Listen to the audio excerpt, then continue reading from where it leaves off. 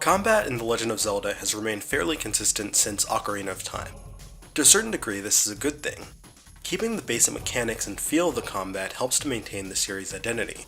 However, continuing to refine and build on this foundation is important for moving the franchise forward. Breath of the Wild received a lot of praise for revolutionizing the series' open-world exploration gameplay. This got me to wondering what combat might look like if this much attention was put into improving the way Link fights. The biggest innovations of Breath of the Wild's combat system are Flurry Rush and the ability to pick up and use any enemy weapon. Perhaps due to the great number of weapons included in the game, Link has a relatively small number of attacks he can perform.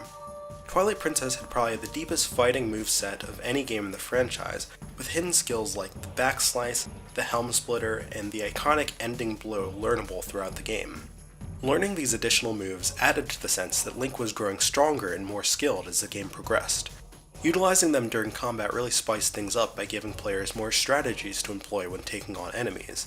It was incredibly satisfying to land a special attack that dealt extra damage and made you look like a badass. I would like to see Twilight Princess's standard of combat depth used as the foundation for improvements to the series' combat system. A follow-up to Breath of the Wild could use a combat learning system similar to that of Twilight Princess, in which the lessons are hidden throughout the world, and players are encouraged to seek out a swordsman teacher somewhere in each new region to learn a new skill. Now, the biggest potential obstacle to this sort of skill complexity is the new standard of weapon variety. Generally speaking, the weapons in Breath of the Wild fit into some basic classes: one-handed swords, two-handed swords, clubs, spears, axes, rods, bows, boomerangs, and a few other miscellaneous types.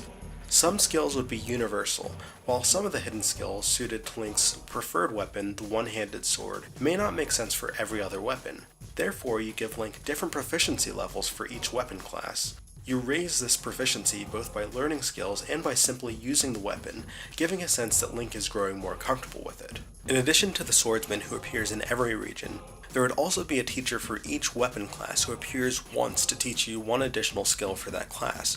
For example, the spear teacher could show you a special jousting move that gives you an advantage during horseback combat. The two-handed sword teacher could show you how to block and parry with the sword in place of your shield. The archer teacher could show you how to quickfire your bow during close-range combat. Imagine triggering Flurry Rush with a dodge and shooting your enemy with an arrow mid-backflip before landing and continuing your attack. Little things like this could really up the excitement and cool factor of enemy encounters. The weapon variety could also be utilized in a more significant way, with certain weapons being more effective against other weapons or enemy types. Perhaps sharp swords can slice through wooden weapons. Heavy swords may occasionally knock weapons out of enemy hands. Clubs may temporarily stun enemies. In addition to the depth and versatility of Link's moveset, the other thing that I think could use some attention is the overall flow of combat.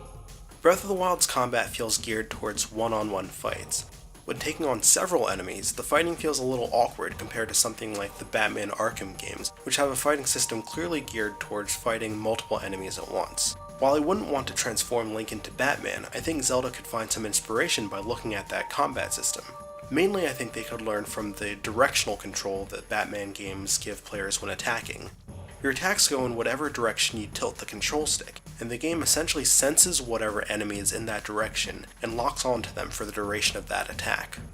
Zelda's lock-on system is manual, so when you lock onto an enemy, they stay at the center of your focus and movement, allowing you to maneuver around, toward, or away from them.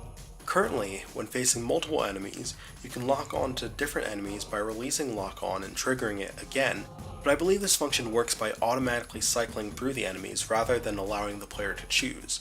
Perhaps there's a way to add a little more fluidity to the Zelda combat by adding better directional sensing to the lock-on function. You tilt the control stick as you lock on, and it locks on to whichever enemy is closest to the direction you're tilting. This would give players greater control over the enemy they choose to lock onto, allowing for more targeted attacking and dodging. Additionally, the ability to switch targets during Flurry Rush would make the ability much more useful when taking on groups.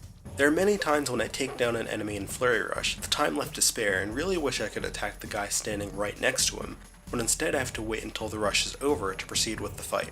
I'm anticipating that while some fans may like these kinds of changes, there are some purists who will tell me that I'm missing the point, that Breath of the Wild's combat isn't about being powerful enough to rush in and take on a huge horde of enemies. You're supposed to use your simple set of skills in creative ways to weaken a group by crushing them with a conveniently placed boulder, shooting a beehive, or blowing up nearby explosives. That's all great, but I would argue that Breath of the Wild was about freedom and player choice. Some people may enjoy feeling more capable and fluid in combat, and some people might prefer being forced to play in a craftier way. That's fine. Just like there are players who choose not to increase their health with extra hearts, there would be players who would choose not to learn additional weapon techniques. For those players, the game would remain fairly unchanged because there wouldn't be any challenges or enemies that require these special techniques. However, for players like myself who enjoy more fluid combat and greater depth of fighting techniques to use on enemies, these features would make future Zelda games an even more satisfying experience. That is about all I have to say on the subject, but I would love to hear different perspectives and ideas about where the combat in the series should go. Is it perfect the way it is? Does it need a complete revamp? Comment and let me know. Thank you very much for watching, and if you enjoyed this video, please like, comment, subscribe, and tune in next time.